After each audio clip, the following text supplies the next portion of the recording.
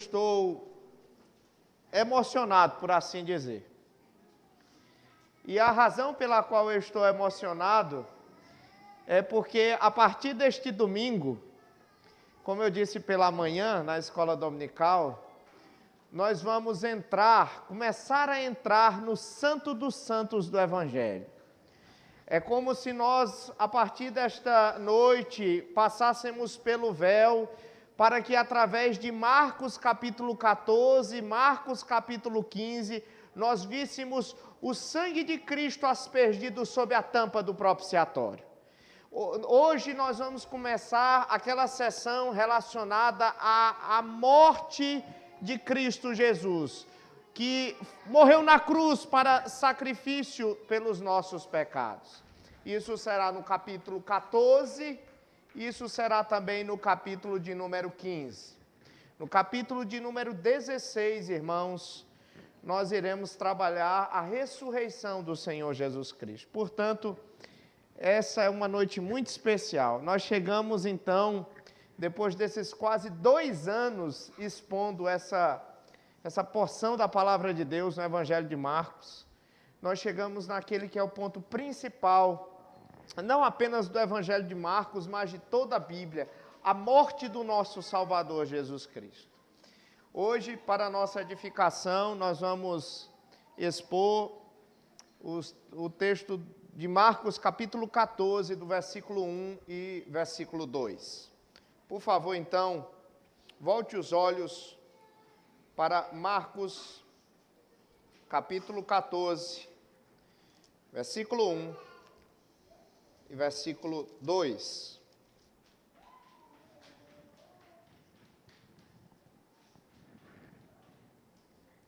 Os irmãos encontraram? Diz assim: dali a 2 dias era a Páscoa e a festa dos pães asmos. E os principais sacerdotes e os escribas procuravam como o prenderiam à traição e o matariam, pois diziam: durante a festa, não durante a festa, para que não haja tumulto entre o povo. Amém. Curve a sua cabeça, feche os seus olhos, vamos orar. Senhor nosso Deus, obrigado, Senhor, por este momento tão especial que o Senhor nos concede nesta noite. Obrigado, Senhor, porque desde dezembro de 2022 nós estamos expondo o Evangelho de Marcos, e depois de tantos domingos, Senhor, sendo enriquecidos com os milagres de Jesus, com os ensinamentos de Jesus, chegou a hora, Senhor, de nós começarmos a ver o sacrifício dele na cruz do Calvário por nós. Os próximos domingos, no capítulo 14, no capítulo 15 de Marcos, nós vamos ver o tão grande amor com que o Senhor nos amou. Nós vamos contemplar a morte de Cristo através das letras das Sagradas Escrituras. Pelo que nós queremos louvar o Teu nome e agradecer a Ti por isso. Rogamos, ó Deus, que a começar de agora, nesses 2 versículos que serão expostos nessa noite, que o Senhor nos dê graça para que a gente compreenda tudo. Que os nossos olhos, ó Deus, sejam descamados, que nós possamos, ó Deus, contemplar as maravilhas da Tua lei. Dá-nos do Teu Santo Espírito nesta noite, para que, iluminados os olhos, nós possamos reconhecer a Tua palavra e amar a Tua palavra. É assim que nós te pedimos. E desde já te agradecemos. Amém, Senhor. Amém. Irmãos, a minha esposa sabe que eu não sou um grande apreciador de filmes. Muitas vezes, quando ela deseja ir para o cinema e eu vou acompanhá-la, ela sabe que eu durmo durante os filmes. Ela sabe disso. Mas existem alguns filmes que são bons demais para que nós venhamos a dormir. E via de regra, preste bem atenção, bons filmes têm bons atores. Por exemplo, o que seria do Titanic sem o Leonardo DiCaprio? Seria todo descaracterizado, não acha? O que seria, por exemplo, daquele clássico do cinema, O Poderoso Chefão, sem o Marlon Brando? Ficaria sem graça, não é? O que você pode dizer, por exemplo, o que seria da Dama de Ferro sem a Meryl Streep? Esses filmes, eles são clássicos, mas esses filmes, nós percebemos que eles estão intimamente relacionados às figuras dos seus atores. Mas eu gostaria de dizer uma coisa para você nessa noite.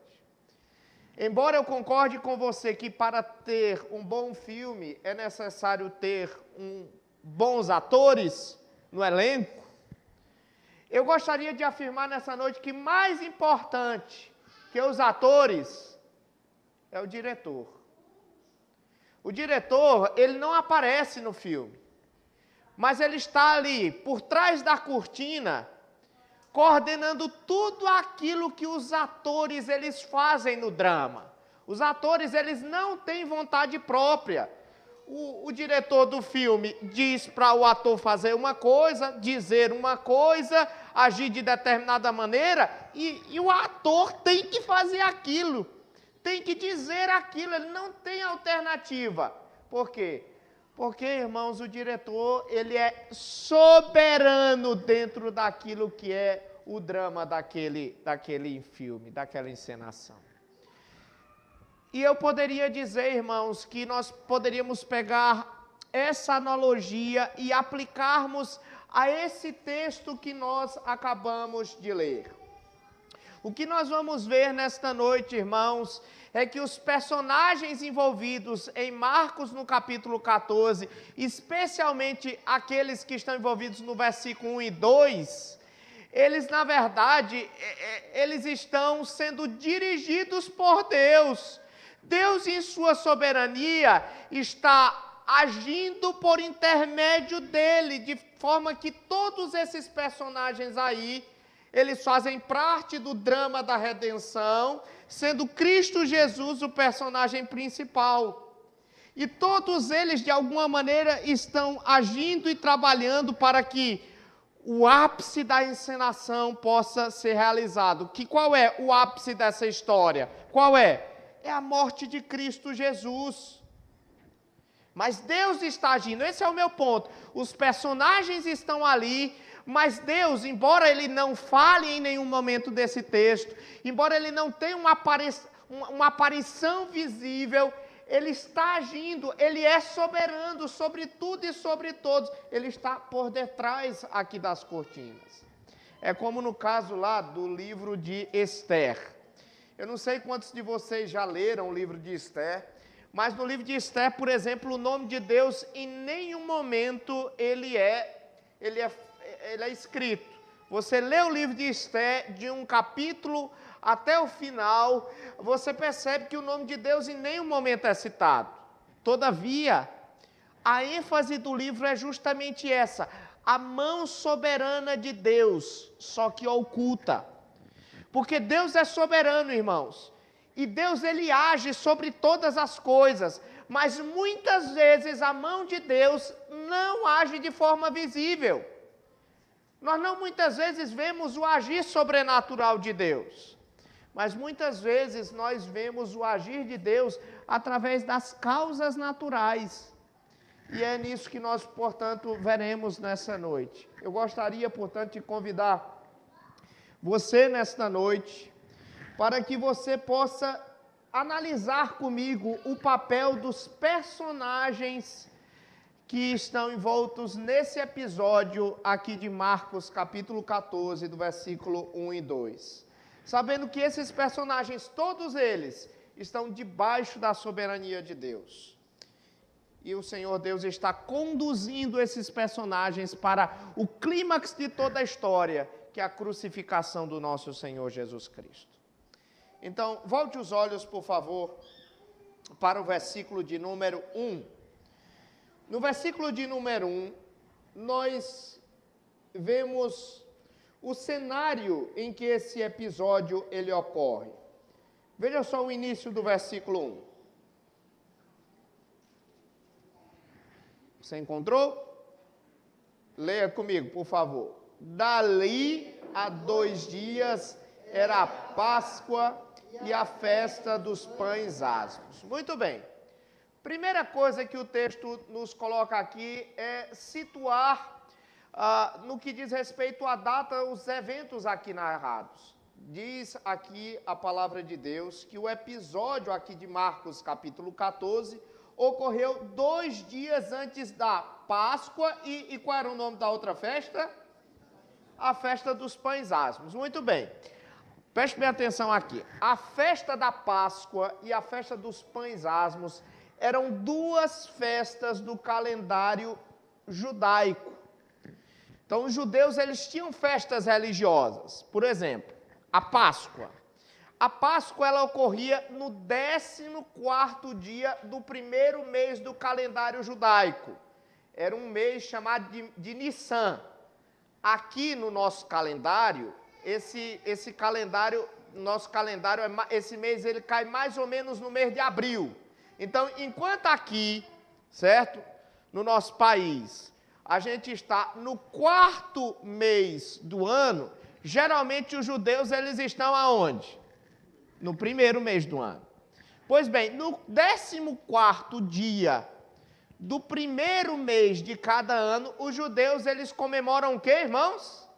A Páscoa.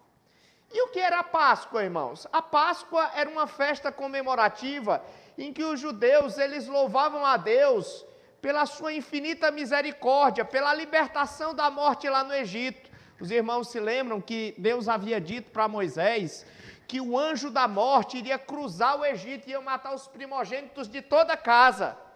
E aí Deus disse assim, olha, mata um cordeiro, asperge o sangue dele nos umbrais de cada casa e na forra também.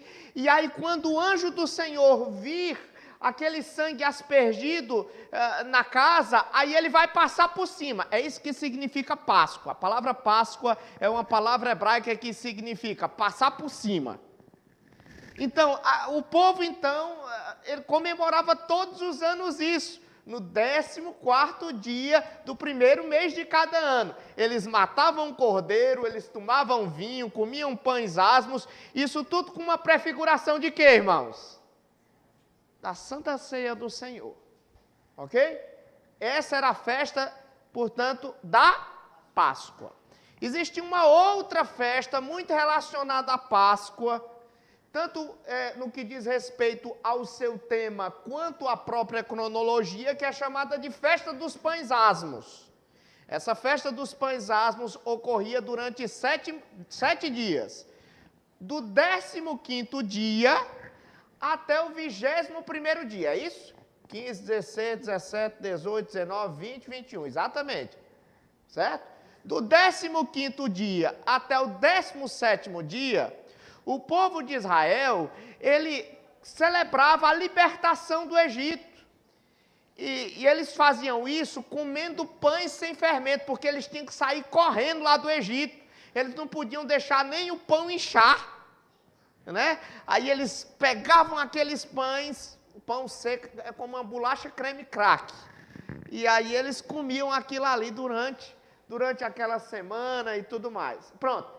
Eram essas as 2 primeiras festas que o texto aqui nos trata no versículo de número 1. Então diz aqui o texto que o episódio aqui narrado ocorre o quê? 2 dias antes dessas 2 festas, certo? A pergunta para mim e para você é, o que foi que aconteceu nesse dia, que era uma quarta-feira, a festa da Páscoa ia ocorrer naquele ano numa sexta-feira, o que ocorreu nessa quarta-feira, que dali a 2 dias seria, portanto, a Páscoa e a festa dos pães asmos? O que é que aconteceu? Se você tem acompanhado comigo aqui a série de pregações no Evangelho de Marcos, você sabe que durante essa quarta-feira foi um dia muito movimentado para Jesus. Diz a Bíblia que Jesus Cristo discutiu com os principais líderes religiosos lá no templo. E quando ele estava saindo do templo, um dos seus discípulos olhou para o templo e disse assim: mestre, que pedras, que construção magnífica. Aí Jesus Cristo disse assim: ó, não vai ficar pedra sobre pedra. Aí começa o sermão escatológico dele. Aquele sermão onde ele trata sobre a doutrina das últimas coisas. Isso nós vimos no capítulo 13 inteiro. Foram 5, acho que foram 5, 6 pregações que nós fizemos no capítulo 13. Pois bem, aí o Senhor Jesus Cristo terminou o sermão dele. Aí é a partir daqui do versículo 1 que Marcos diz assim: dali a 2 dias depois iria acontecer o quê? A Páscoa e a festa dos pães, asmos. Muito bem, você compreendeu isso, não é? Enquanto Jesus Cristo estava pregando o seu sermão escatológico, enquanto ele estava pregando aquele sermão da doutrina das últimas coisas, diz que os seus inimigos, líderes religiosos, estavam tramando algo ruim contra ele. Veja só o versículo 1, o restante do versículo 1. Leia comigo. Foi que aconteceu dali a 2 dias, que era a festa da Páscoa e a festa dos pães asmos. O que foi que aconteceu? E os principais sacerdotes e os escribas procuravam como o prenderiam, a traição e o matariam. Olha só, aqui o texto está dizendo que enquanto o Senhor Jesus Cristo proclamava então o seu sermão escatológico, os líderes religiosos daquela época, que eram inimigos de Cristo, diz aqui o texto que eles estavam macomunados, diz aqui o texto que eles estavam maquinando contra o Filho de Deus. Mas eu gostaria de deixar bem claro para você uma coisa, preste bem atenção no que eu estou dizendo. Eles estavam fazendo uma coisa ruim, eles estavam fazendo uma coisa má, terrível, mas Deus, Ele continuava no controle de tudo, irmãos. É isso que eu gostaria de deixar bem claro para vocês. A soberania de Deus em nenhum momento foi ferida durante todo esse episódio aqui do capítulo 14. Ele estava no controle total de toda a situação. Por exemplo, preste atenção. Quando diz aqui o texto que faltavam 2 dias para a festa da Páscoa, e o texto diz que os principais sacerdotes, eles estavam macomunados tramando a morte de Jesus, isso não eram coisas acidentais. Era o propósito de Deus que Jesus Cristo morresse quando? Dali 2 dias, na Páscoa. O propósito de Deus, preste atenção, o propósito de Deus era que Jesus Cristo morresse no 14º dia do primeiro mês do calendário judaico, mês de Nissan, por volta aí do ano 30 da era cristã. Exatamente, esse era o propósito de Deus. Deus havia predeterminado isso desde toda a eternidade. E para isso ele usaria quem? Ele usaria os inimigos de Jesus para isso. E eu quero então reenfatizar aquilo que eu li aqui em Isaías 45. Deus lida com o mal. Uau, pastor, Deus lida com o mal. Deus lida com o mal, Deus é soberano.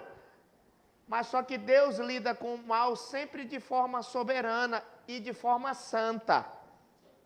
O homem lida com o mal sempre de forma pecaminosa. Mas Deus, Ele sempre lida com o mal de forma santa. Como isso é possível, meus irmãos? Vou dar um exemplo aqui para vocês. Lembram o caso de José lá no Egito? Quem foi que tramou contra José, irmãos? Quem foi? Seus irmãos.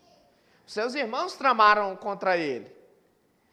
E diz a palavra de Deus, lá depois, quando José, ele revela a sua identidade para os seus irmãos, e diz para seus irmãos quem ele é, aí José diz assim, ó, vós intentastes o mal contra mim, Deus intentou para o bem. Você entendeu?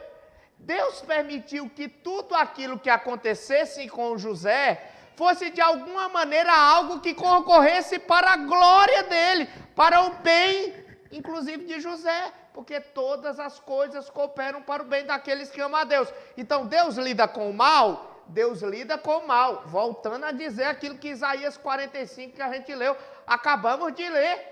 Deus disse que ele lidava com o mal. Mas quando Deus lida com o mal, ele lida de forma santa. E aqui é justamente isso que está acontecendo. Aqueles sacerdotes, eles eram maus. Eram homens ímpios. Eles mexiam com a religião, mas eles eram endemoniados.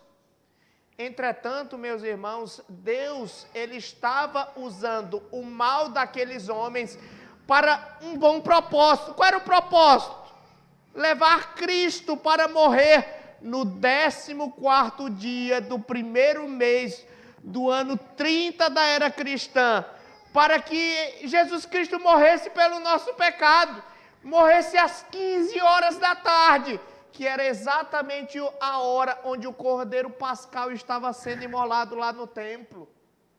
Você entendeu? Deus é soberano.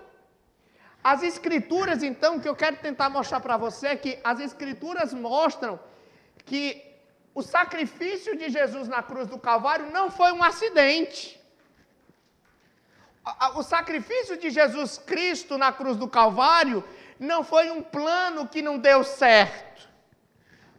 O sacrifício de Jesus Cristo na cruz do Calvário faz parte do eterno plano de Deus para os seus filhos. E eu gostaria de provar isso para você biblicamente. Deixe marcado, por favor, aqui Marcos capítulo 14. E leia comigo lá Atos capítulo 2, versículo 23. Atos capítulo 2, versículo 23. Atos capítulo 2, versículo 23.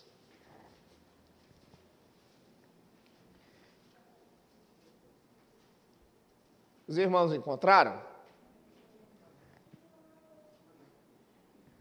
Veja só o que o texto diz aqui. O texto diz que Jesus, ele foi entregue para ser morto pelo determinado desígnio e presciência de Deus. O texto aqui está dizendo, irmãos, que a morte de Cristo fazia parte do desígnio de Deus, ou seja, do plano de Deus. Isso, ou seja, da presciência de Deus. Antes de Jesus Cristo morrer na cruz do Calvário, Deus já tinha planejado tudo aquilo. Diz aqui o texto que foi tudo pelo determinado desígnio e presciência de Deus. Portanto, a morte de Jesus Cristo não foi um acidente. A morte de Jesus Cristo não foi um projeto que deu errado.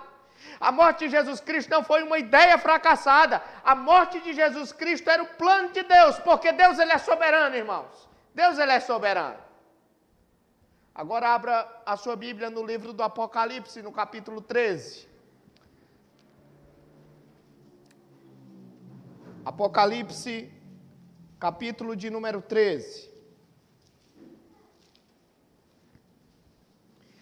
Bem, esse capítulo 13, ele fala a princípio da besta, mas tem um comentário fantástico, um comentário maravilhoso acerca de Jesus no versículo de número 8. Veja o que diz aí o versículo 8. O versículo 8 diz que a besta, ela vai ser adorada por todos os que habitam sobre a terra, aqueles cujos nomes não foram escritos no livro da vida do Cordeiro. Esse Cordeiro, ele é quem, irmãos? É o que foi morto desde... Leia comigo. Morto desde a fundação do mundo. Não, Jesus Cristo, ele foi morto, irmãos, no ano 30 depois da era cristã. Mais ou menos foi isso, ano 30. Mas aqui diz o texto que Jesus Cristo, ele foi morto quando? desde a fundação do mundo. Por quê? Porque o plano para a morte de Jesus Cristo não foi intempestivo. Deus não acordou determinada manhã e disse assim: hoje eu vou matar o meu filho. Não, isso foi, de acordo com o texto de Apocalipse, um plano desde o princípio. Deus, ele tinha planejado isso tudo. E quem é o Cordeiro aqui, irmãos? É Jesus Cristo. Quando João Batista ele estava lá no deserto, ele viu Jesus Cristo se aproximando dele. Diz a palavra de Deus que João Batista ele proclamou dizendo: eis o Cordeiro de Deus que tira o pecado do mundo. Por que ele disse assim? Porque Jesus Cristo é o Cordeiro de Deus que tira o pecado do mundo.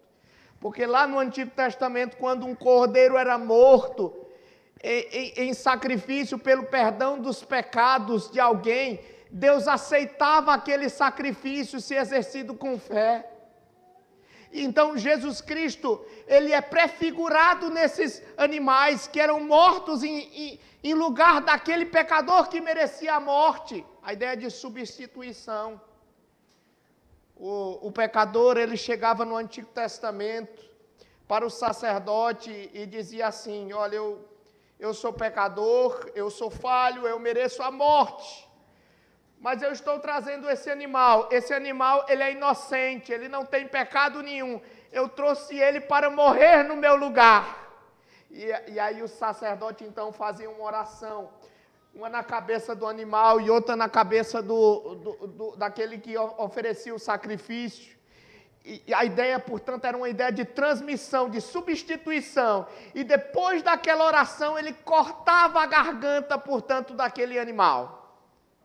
Pronto, ali era o sangue para o derramamento de sangue para perdão de pecados. Jesus Cristo é esse cordeiro que era prefigurado lá no Antigo Testamento e que João Batista agora sabia que ele havia chegado para oferecer um sacrifício uma vez por todas. É por isso que hoje a gente não faz sacrifício de cordeiros. Por quê? Porque o nosso cordeiro já morreu. Ele já deu o sacrifício perfeito pelos nossos pecados, né? Então, isso tudo fazia parte do plano de Deus. Eu já mostrei para você isso no livro de Atos, eu já mostrei isso para você no livro do Apocalipse. E se você ainda tem dúvidas que a morte de Jesus Cristo ocorreu dentro do plano de Deus, eu gostaria de pedir para você ler o Evangelho de Marcos. Se você tem acompanhado as exposições aqui em Marcos, você percebeu que o Senhor Jesus Cristo, vez por outra, ele está falando para os seus discípulos que ele vai morrer. Ele disse isso, olha, só o que eu estou lembrando aqui nas minhas últimas pregações. Ele disse isso no capítulo 8, ele disse isso no capítulo de número 9, ele disse isso no capítulo de número 10, ele disse isso no capítulo de número 12. Então, somente nesses últimos meses, 4 vezes Jesus Cristo, ele predisse a sua morte. Então, a cruz não era uma surpresa para Jesus. A cruz não é uma surpresa para nenhum leitor das Escrituras. Por quê? Porque era esse o plano de Deus. Foi o Senhor Jesus Cristo que disse assim: o Filho do Homem, ele não veio para ser servido, mas para servir e dar a sua vida em resgate de muitos. Então, qual era o propósito da vinda de Jesus Cristo? Era morrer. Então, eu quero fazer uma súplica para você. Quero fazer um pedido para você que veio visitar hoje à noite aqui a igreja. Eu quero pedir para que você tire aquela ideia dos céticos, que você retire da sua cabeça aquele pensamento dos incrédulos, de que aquilo que aconteceu com Jesus, a morte de Jesus Cristo, foi uma coisa errada, foi um plano errado, foi algo que não deu muito certo para Jesus. Não, meus irmãos, o texto bíblico mostra que o plano de Deus estava sendo cumprido. Deus, ele é soberano, irmãos. Mas o fato mais interessante de todos é que, a despeito desse ser o plano de Deus, os líderes religiosos, eles não queriam matar Jesus Cristo durante a Páscoa. Veja só o versículo de número 2. Veja só o versículo de número 2. Por que é que eles não queriam matar Jesus Cristo durante a Páscoa? Leia comigo. Pois diziam: não durante a festa, para que não haja tumulto no povo. Muito bem. Diz aqui o texto da palavra de Deus que os líderes religiosos, eles queriam matar Jesus. Mas eles não queriam matar Jesus Cristo em um dia específico. Qual era o dia, irmãos? A Páscoa. Podia ser qualquer outro dia. Podia ser na semana seguinte, podia ser um mês depois, podia ser qualquer dia, menos a Páscoa. Por que que não podia ser na Páscoa, irmãos? O texto aqui explica por que é que não podia ser na Páscoa. Diz aqui o texto, irmãos, que segundo o que o texto bíblico está dizendo aqui no versículo 2, é para não haver tumulto. Por que não havia tumulto? Porque lá, no antigo Israel, em Jerusalém, quando era dia de festa, especialmente a festa da Páscoa, vinha gente de todos os cantos. Judeus que moravam em várias partes do mundo, eles peregrinavam até Jerusalém para quê? Para oferecer o seu sacrifício, para participar da refeição pascal. Era isso. Então, haviam milhares e milhares e milhares e milhares de pessoas que peregrinavam até Jerusalém com esse intento. E aí, meus irmãos, eles chegavam lá e um evento como a crucificação de alguém como Jesus Cristo ia ser um evento e tanto. E as pessoas iriam perceber, algumas certamente iriam perceber, que aquele julgamento era um julgamento hipócrita. Que aquele julgamento a respeito de Jesus Cristo era um falso julgamento. E eles, portanto, poderiam criticar aquelas autoridades judaicas e haver, então, assim, um alvoroço na cidade. Aí, então, na cabeça deles o seguinte: não vamos matar Jesus Cristo no dia da festa da Páscoa. Pode ser qualquer outro dia, menos no dia da Páscoa. Vocês entenderam, irmãos? Para evitar o quê? Para evitar tumulto. Mas o fato, irmãos, é que aqueles homens não estavam no comando da história. Qual é a prova que eles não estavam no comando da história, irmãos? Jesus Cristo, ele morreu que dia? No dia da Páscoa, irmãos. 2 dias depois, justamente quando aqueles sacerdotes não queriam que Jesus Cristo morresse, Jesus Cristo morreu. Por quê, irmãos? Porque aquele era o plano de Deus. Aquele era o tempo de Deus. Não eram os homens que estavam no controle da história. É Deus que está no controle da história. E eu vou contar agora para vocês o plano de Deus. Qual era o plano de Deus para sexta-feira? O plano de Deus para sexta-feira era que Jesus Cristo, ele fosse capturado de madrugada, certo?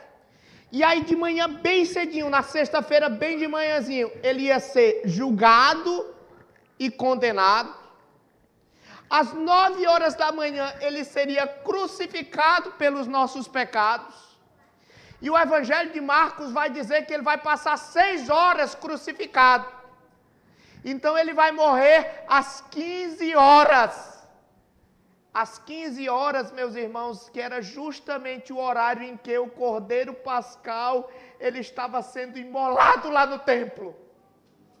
E depois que ele fosse morto, o plano de Deus era que antes das 18 horas, ele fosse retirado da cruz e sepultado, porque tem que ter 3 dias para ele ressurgir dentre os mortos. Entendeu? Tinha que ser o sexta, o sábado, para ele ressurgir dos mortos no domingo. Entendeu? Então, que é o dia judaico, ele acabava quando? Ele acabava justamente à tarde, no final da tarde. Certo? Então tinha que ser assim. Então era tudo bem cronometrado. Olha, irmãos, deixa eu falar uma coisa. Se os sacerdotes, eles tivessem assim, feito um plano, para que ocorresse tudo desse jeito, não daria certo. sabe? Não daria certo. Mas isso tudo aconteceu contra a vontade deles, por quê? Porque era o plano de Deus que Jesus Cristo ele morresse no dia da Páscoa. E não apenas que ele morresse no dia da Páscoa, mas que povos, gente de todo canto da terra pudesse testemunhar com seus próprios olhos a sua crucificação. Não apenas a sua crucificação, mas a sua ressurreição também dentre os mortos.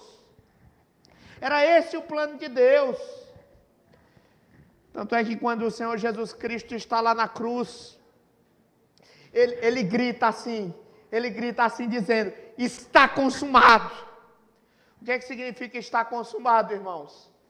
Ou seja, está concluído, ou seja, o plano de Deus está concluído. E a Bíblia diz que ele grita, não é? Que ele diz em alta voz. E as pessoas, quando ouvem ele falar, está consumado em alta voz, as pessoas ficam impressionadas. Por que as pessoas ficam impressionadas? Porque as pessoas percebem que ele falou em alta voz, ainda tinha ar suficiente no pulmão dele para ele sobreviver mais algum tempo. Mas depois que ele diz assim, está consumado, ele imediatamente morre.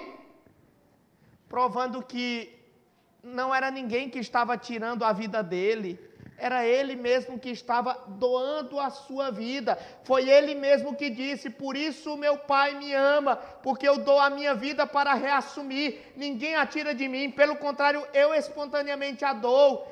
Tenho autoridade para entregar e também para reavê-la. Este mandamento recebi de meu Pai. Irmãos, a morte de Jesus Cristo não foi algo fortuito. A morte de Jesus Cristo não foi um plano que deu errado. A morte de Jesus Cristo faz parte do plano eterno de Deus. Portanto, eu gostaria de concluir minhas palavras nesta noite, dizendo para você que tire da sua cabeça que a morte de Jesus Cristo foi uma ideia fracassada, que deu alguma coisa de errado, que Deus não foi forte o suficiente para livrar Jesus Cristo da morte. Não! Esse texto está nos mostrando que tudo fazia parte do plano de Deus. Há pouco tempo nós cantamos, não foi? Isaías 53. Você lembra o que foi que nós cantamos? Nós cantamos assim, a oferta pela culpa ele ofereceu, para satisfazer o Criador ele morreu, para que a sua luz viesse em nós brilhar, o Filho do amor se entregou em nosso lugar. Ou se você preferir, você pode ler o próprio texto de Isaías 53 das Escrituras, que diz que Jesus Cristo ele foi traspassado pelas nossas transgressões, moído pelas nossas iniquidades. O castigo que nos traz a paz estava sobre ele, e pelas suas pisaduras fomos sarados. Sim, meus irmãos, pelas suas pisaduras fomos sarados, porque Deus ficou satisfeito com a morte de Jesus Cristo. E foi porque Jesus Cristo, ele se sacrificou, e Deus ficou satisfeito com Jesus Cristo, que Deus o ressuscitou dentre os mortos. E foi porque Deus o ressuscitou dentre os mortos, que Deus também o elevou às alturas, e fez o assentar à direita dele, de onde ele um dia voltará para julgar vivos e mortos, e para instalar novos céus e nova terra, onde habita a justiça. Aqueles que creem nele, reinarão com ele pelos séculos dos séculos. A minha oração é que você nesta noite volte o seu coração para Cristo, aquele que se entregou em nosso lugar pelos nossos pecados. Vamos orar. Senhor nosso Deus, obrigado por Jesus Cristo. Obrigado, Senhor, porque ele entregou a sua vida em nosso lugar. Nós éramos, ó Deus, inimigos de Cristo, não merecíamos nada, mas o Senhor, por causa do seu grande amor com que o Senhor nos amou, o Senhor predeterminou que Cristo morresse na cruz pelos nossos pecados, para nos salvar da ira eterna, para nos garantir um lugar no céu, para nos dar, ó Deus, a glória que prometida está para todos aqueles que creem no Teu Filho. E agora, ó Deus, nós te pedimos que o Senhor possa salvar a vida daqueles que ainda chegaram aqui sem Cristo. Que nesta noite, ó Deus, possa ser noite de salvação, que possa ser noite de vida eterna, que possa ser noite de festa no céu.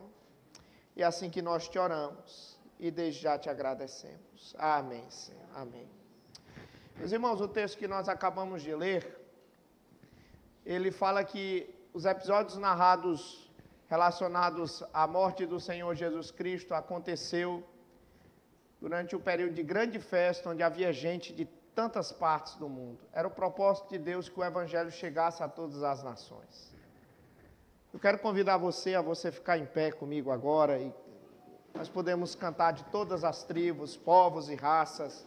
Muitos irão te louvar. Esse hino, ele é um convite às nações para que adorem ao Senhor. Vamos fazer isso agora.